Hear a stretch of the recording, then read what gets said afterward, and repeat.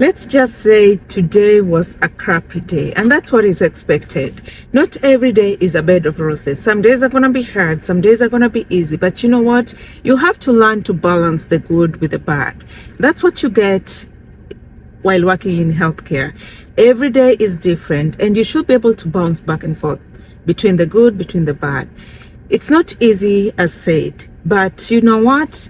We made it. And that's what you get when you have a very strong team. We work together, we support each other, and by the end of the day, we go home feeling accomplished, knowing you made a difference. Hello, everybody. Welcome back to my channel. My name is Claudine. I am a doctorally prepared nurse practitioner, and in this channel, I bring about information on lifestyle, education, and some nursing content.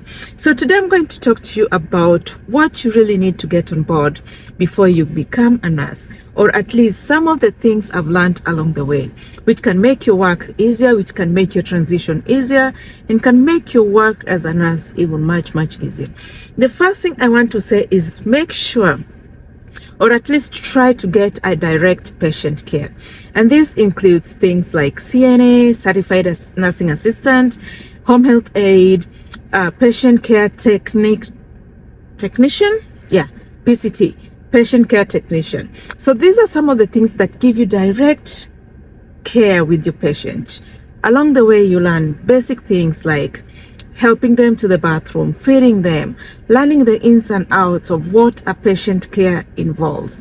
Some of the things you learn while you do as a CNA or as a home health aide or as a PCT, you're going to do them in nursing as well. So having first-hand, hands-on as a CNA or as a home health aide is going to give you a better leverage when you become a nurse or when you go into nursing school, and this can make your work much easier. And while being involved in this as well, you'll be seeing what other nurses are doing, and this is where you learn and help you make the best decision. Some people go into nursing and just to realize that this is not really what they want. Being in direct care as a CNA or as a home health aide or as a PCT will enable you to determine if you really want to become a nurse. Is this what you want to do for the rest of your life? So get direct patient care. The second thing is make sure you keep your grades high. I remember when I applied into nursing school, this is back in 2007. I applied into nursing school. I had a GPA of 3.8, and I was like, yeah, the least they wanted was a 3.2 for you to get into nursing school. And I was like, you know what? I'm way up there. I'm gonna get into the nursing program. Guess what? I was shortlisted. I was on the waiting list, and I asked myself, my 3.8 didn't make it into the program, just to come and learn that a lot of those who got into nursing had a GPA of 4.0, 3.9. And this is not to discourage anybody. You may have a 3.6, but you still make it into nursing, a 3.3, a 3.4, a 3.2. Depends on what your institution wants, and depends on how many people apply into the program together with you and what they're averaging. So all these they put into consideration. And there are other things that they look at as well. It's not just about the average you get. Your sciences, your anatomy and physiology.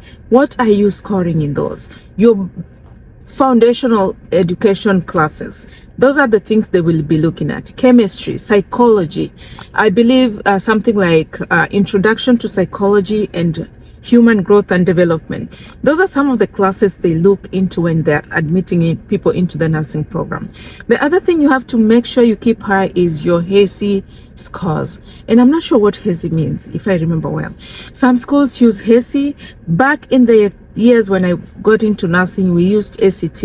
I don't think that's the norm right now. There are different entrance exams that are utilized by different schools, and HESI is one of them. So make sure you score as best as you can. Then moving on to the next one is keep an open mind. Don't just stay focused onto one school. Keep an open mind. You can always go through community college first, get your associate degree, or even get your licensed vocational nursing degree, and then move on to RN, move on to BSN. And actually that's the route I started with.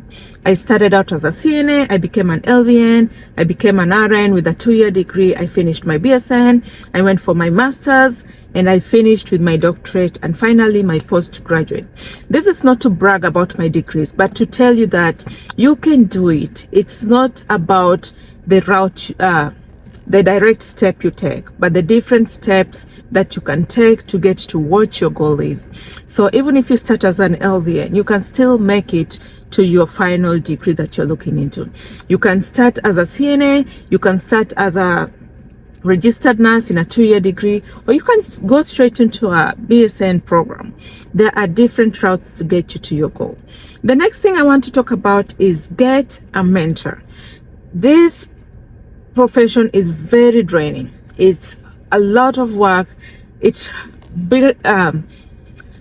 can bring you down emotionally, financially, physically, and it can even mess up your social life. So make sure you get a mentor. This is somebody you are more close to, who can tell you the ins and outs, who can tell you the reality of what to expect into nursing. You probably will get a nurse who is living the best of their life, and all they tell you are the good parts of nursing, and they forget to tell you that you're going to be drained.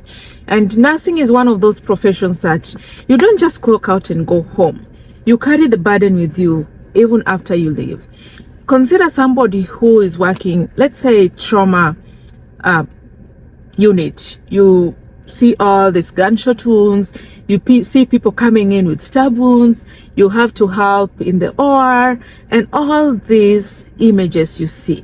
You're not going just to finish your work that day and go home and forget about it. These are images that are going to come back into your mind. You probably go through a 12-hour shift, and in your 12-hour shift, you probably end up responding to rapid response. You end up doing chest compressions, CPR back and forth. And these are things you're going to go home and still remember. So these are things which will continue draining you, which you'll continue carrying as a burden to your home or to whichever place you go to. So getting a mentor that you can discuss these things with, you can talk with, they can help you walk through this journey of being in the nursing profession, or even just being in nursing school. You can talk about your frustrations together. You can talk about what ways to achieve the best outcomes while performing in this profession. And finally, I want to talk about keep growing. Don't be stagnant in one place. Let's say you finish your BSN. You can keep growing by getting different certifications, and some institutions give you a bonus or even a raise by just getting some of these certifications. I remember back then when I was doing bedside nursing, I got my CV ICU certification, and this was really a plus, just having the knowledge of extra information about cardiology and what to expect within the cardiac system.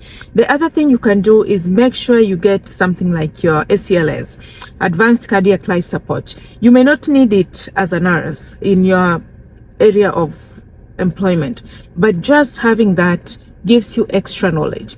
Always remember, you have to keep learning in this profession. And when I talk about keep growing, always try to climb above the ladder, or keep climbing the ladder. If you're in a facility that utilizes charge nurses, try and train as one if you are qualified to, because these are some of the things you really need to improve your CV, improve your resume. If you decide to go somewhere and you have to sell yourself to the next employer, what are you going to bring to the table?